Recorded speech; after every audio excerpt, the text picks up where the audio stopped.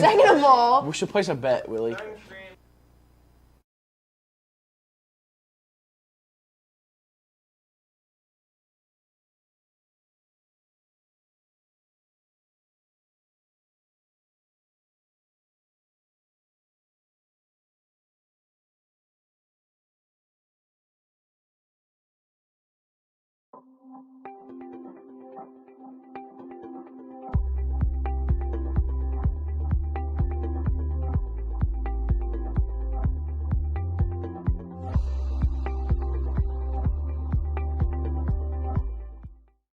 today in CWN, softball had their first game last night. And the girls soccer team continues to go undefeated. I'm Willie. And I'm Kendall, and today is Wednesday, February 16th, 2022. Please stand for the Pledge of Allegiance and the pledge to the Texas flag.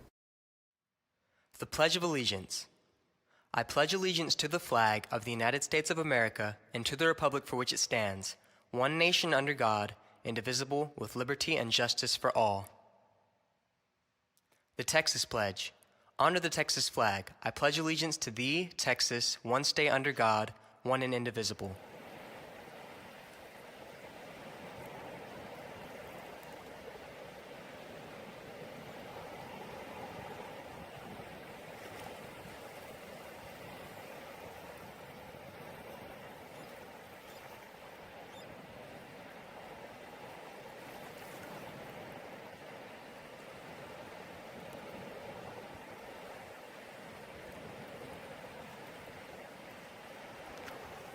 Earth Club will be holding a meeting tomorrow at 8 a.m. in room 303. You will be discussing future field trips and shirt sizes.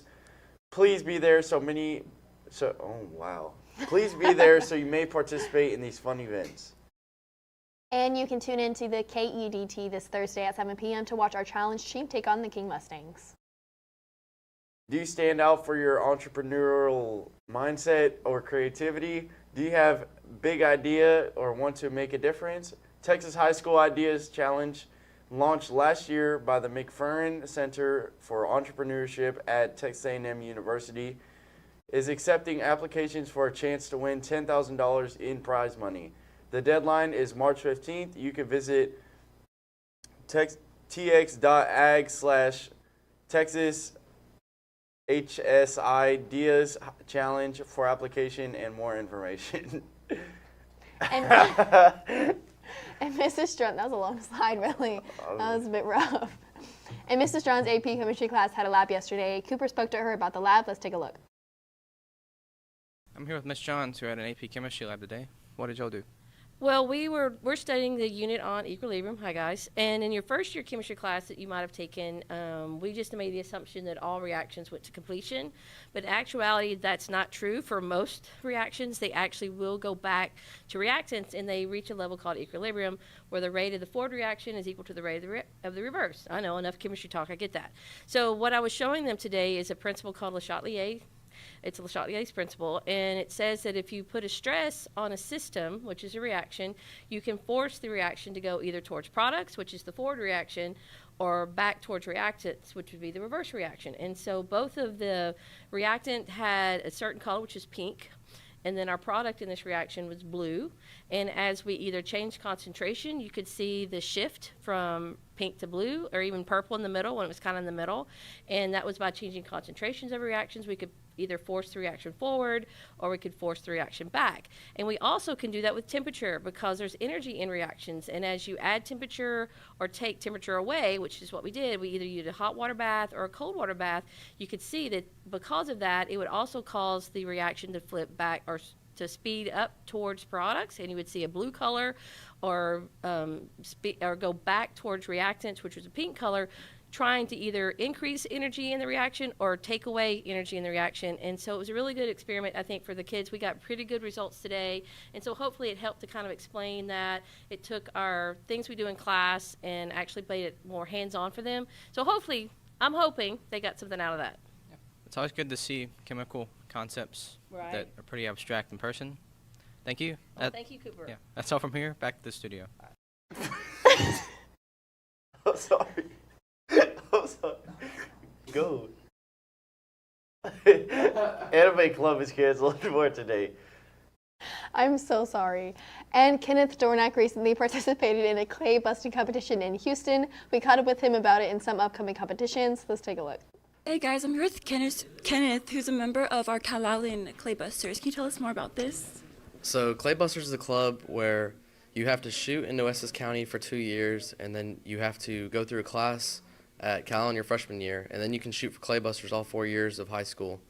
And Claybusters is a good organization. We have around 7 people right now that shoot, and most of the shoots that we have, like such as the Houston Rodeo, the San Antonio Rodeo, FFA State, all sorts of things like that. It's a really fun thing to do. Okay, cool. Well, yeah, that sounds really fun. So can you tell us about the shoot last week in Houston? So the shoot last week in Houston, it was a 2-day shoot. I only shot sporting clays. It was really fun. It's a hard course. Like, not a lot of people do good. It's challenging. The best of the best come out of there. And I placed 36 out of 228 out of all of the high schools that competed at Houston this year with a 74 out of 100. Okay, well, that's awesome. And can you tell us about the meet coming up in San Antonio? On Thursday, we're heading up to San Antonio for about 4 days to shoot the San Antonio Stock Show and Rodeo shoot. And I'll be coming back Sunday from that shoot. Hopefully I'll make finals and shoot Sunday. But that's about all. It's a fun shoot. It goes on for a while. A lot of scholarships involved, a lot of guns given away, a lot of belt buckles. They give tons of money out to these kids that just need the money for college. It's nice. Okay, cool. Thank you. Thank you. And we'll have more information about the shoot in San Antonio. And that's all from us. Now back to the studio. Yeah, that's definitely really cool. Congratulations, Kenneth, and good luck on all of your upcoming competitions. Yes, sir, Kenneth. Now let's send it to Jolie with some more information about an upcoming trip. Thank you, Willie. Do you dream of traveling the world? Take this once-in-a-lifetime trip with group leader Miss Morris, traveling abroad to Ireland and Scotland. There will be train and boat rides, beautiful castles, and other historical landmarks, along with music and great food. There is a brief information student and parent meeting today in the library at 5:30. You can scan this QR code to RSVP for the meeting or to sign up for more information. You can also email Miss Morris. There are flyers available in Miss Fila's room. Sign up now to reserve your spot. Now let's take it to Nathan with the rundown on sports after this break. I'm Jonathan Latta from Calallen TV, and I'm here with Miss Lyons. Miss Lyons, I heard that there's a mandatory sophomore English 2 test tomorrow. How long is that going to be? Okay, so yes, the sophomores are going to take the EOC English 2 field test tomorrow. This is a great opportunity for them to kind of get a feel of what the EOC is actually going to be like. It will be first through third periods tomorrow in the English hallways. Are we going to be assigned our English teacher, or are we going to have different teachers? Different teachers will be giving the test, so there are signs outside the principal's office and the cafeteria with your names, and it gives you your room number. So you need to make sure you look and see what room you're assigned to, and they go there as soon as the bell rings first period tomorrow. Where's the list going to be at with all the names? It's going to be outside the principal's office is one, and then there'll be one on the cafeteria windows as well. Thank you so much. That's it from me. Now back to the studio. Thank you, Jolie, and good morning, Wildcats. Softball competed yesterday in their first game against Victoria East. After a power outage, the lights eventually came on, and so did the fireworks as the Calallen softball team racked up 13 hits. Let's take it to Brandon with more on that.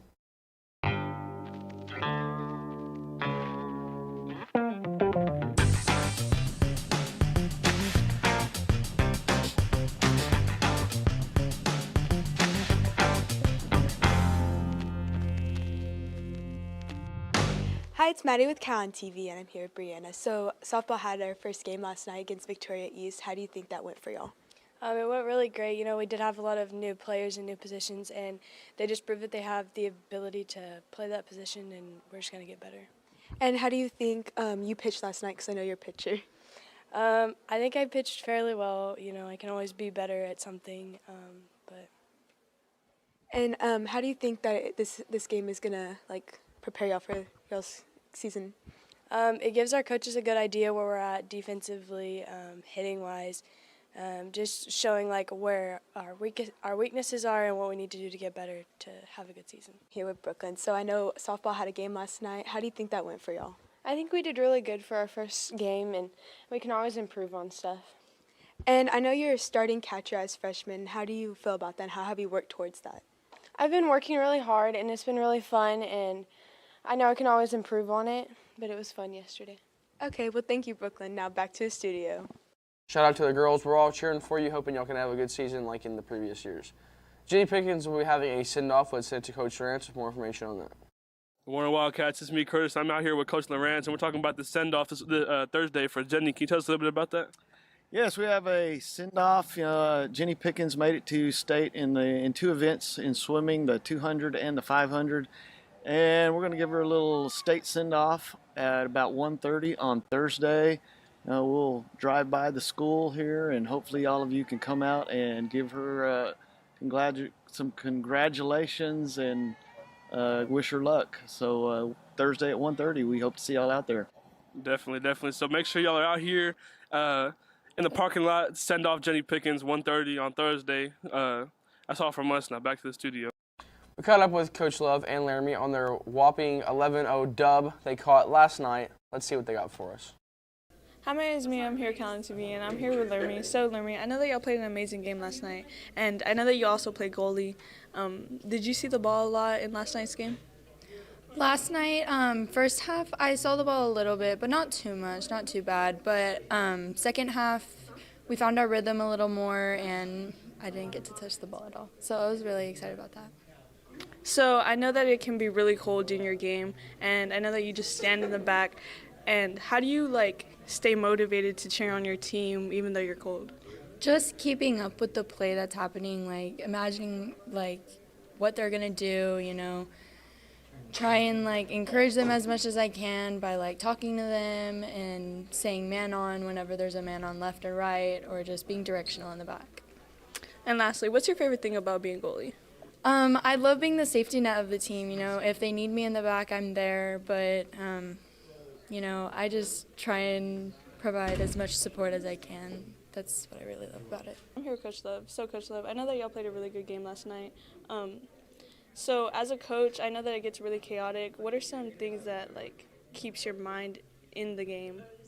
I think the biggest thing is we do a lot as a coaching staff to prepare for the games beforehand, talk about starting positions, and then what are we going to do if this happens or that sort of stuff. And so I think it's preparing before we get to the game that we try to do as a coaching staff all together with the three of us. And then also talking with the girls as well and kind of knowing where's their mind, where's their head, where are they focused and what are they focused on doing as well.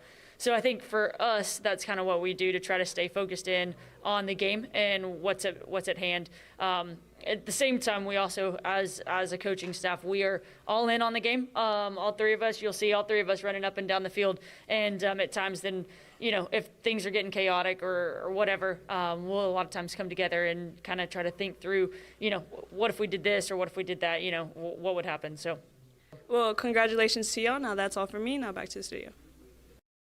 Wesley, Connor, and Eli talked about last night's soccer game, the boys' soccer game, of course.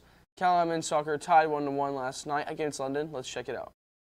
I'm Wesley from Calallen TV, and I'm here with Connor and Eli. And there was a boys' soccer game yesterday. And how do you guys think you performed, and how did that go? We were definitely the better team that game. It was an unfortunate result. We tied 1-1, but we were definitely having them on the ropes the entire time. All right. Yeah, it was a good game. We struggled with some things they did, and ultimately I think we were the better team overall. I agree, but what do you think are some weak points and things that you guys might be able to work on to improve for the next one? Our defensive structure wasn't that good. I think we could fix it in a lot of games, but besides that, we just need to focus on one game at a time, and we need to really finish it in the first half. Yeah, we could definitely work on set pieces. It's probably one of our biggest weaknesses right now. Corner kicks, free kicks. We struggle on those, but we're working on them. That's very good. And what are when are y'all's next upcoming events for boys soccer? So we have a game against SGA on Friday and a game against TM on Tuesday. It's the start of the second round, and we're in third at the moment. All right, that's good to hear, and y'all come out and support, and that's all from us. Now back to you. Both the JV and freshman basketball teams went undefeated in district and were district champions. Congrats to our Cats. Your hard work definitely did not go unnoticed, and good job, and kick butt next year. Well, that's all I have for you today on the sports. Take you back to the anchors. Thank you very much, Nathan. Definitely can't wait to see what that soccer does, and softball. Can't wait to see what they do. Can't wait to go watch a game in Georgetown, Texas, and go watch Definitely. a softball game in Austin. So, let's work for it, girls. Now, here's Jolie with today's weather forecast right after this short break.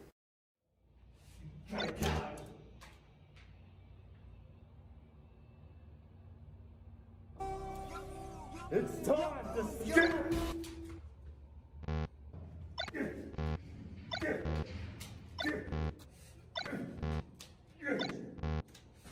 You're wrong. What? You're scanning your ID wrong. How? You're supposed to go like this, and it'll open the door.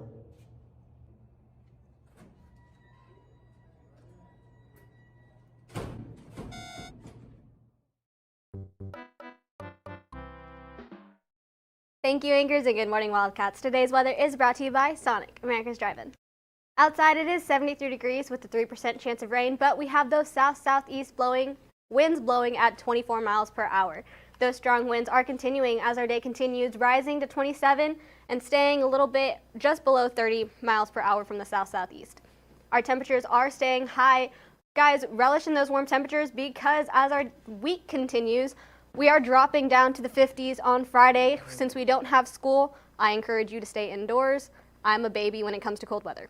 There is no chance of rain, and so those south winds shift to the north and slow down. There are 24 days until spring break and 93 until graduation. Back to the Anchors. Oh my God. It would be you, man. In all 4 years, I've never once sneezed. I've never on the once show. sneezed. And it would be you. I'm just saying. Thank you, Jolie, for that.